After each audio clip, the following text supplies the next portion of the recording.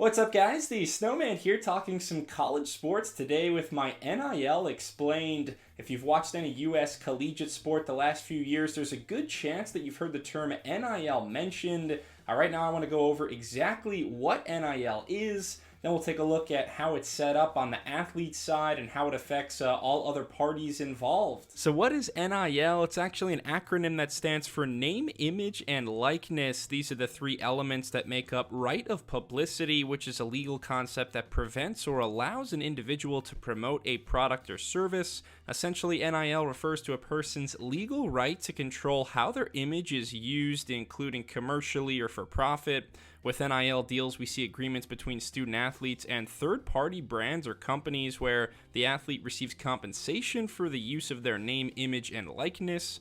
In the past, collegiate student athletes had long been prohibited from making any kind of monetary deals to profit from their fame by the governing body that is the NCAA.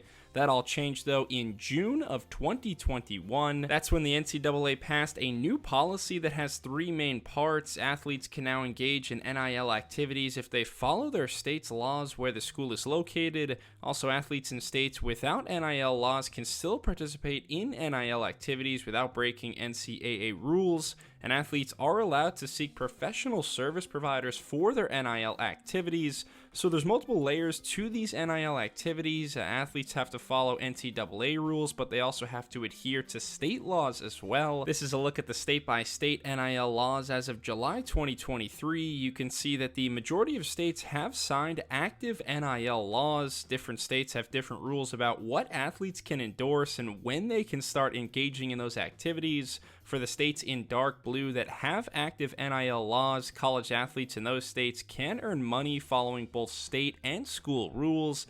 However, all other states that don't have signed laws, the college would then set the guidelines for NIL activities. With the NCAA changing these policies over the last few years, these are some examples of NIL activities that student athletes can now be paid for. Autographs and memorabilia, camps and clinics, they can have their own or profit for making appearances at others. Personal appearances, merchandise, affiliate ambassador roles, NFTs, which is a whole nother can of worms, but basically those are unique digital assets that can now be used for monetary gain.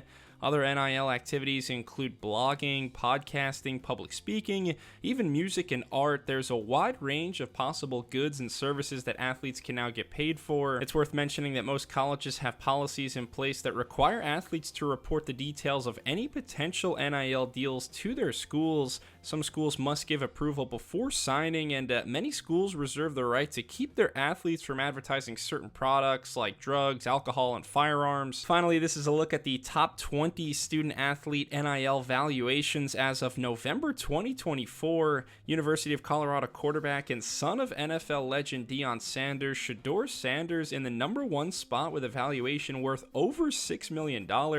So before Shedeur plays a single snap in the NFL, he's become a multi-millionaire thanks to these NIL deals. LSU gymnast Livy Dunn coming in at number 2 on this list at $4 million. She's made the most of branding and marketing deals, whether that's with clothing companies like Viore and American Eagle or other brand deals with Body Armor or Motorola. There's probably no bigger NIL success story than that of Dunn's. You'll see with most of the athletes on this list, they're teaming up with the big clothing brands like Nike, Adidas, Under Armour, even non-athletic brands like T-Mobile, Sam's Club, Amazon. There's no limit to how much athletes can market themselves. Another Colorado star in Travis Hunter, third on this list. In fourth, Arch Manning, the son of Cooper Manning and nephew of Peyton and Eli. The 2024-25 basketball season hasn't even technically started yet, and Duke's freshman Cooper Flagg has already amassed over $2.5 million, so pretty astounding. You can see the rest of this list.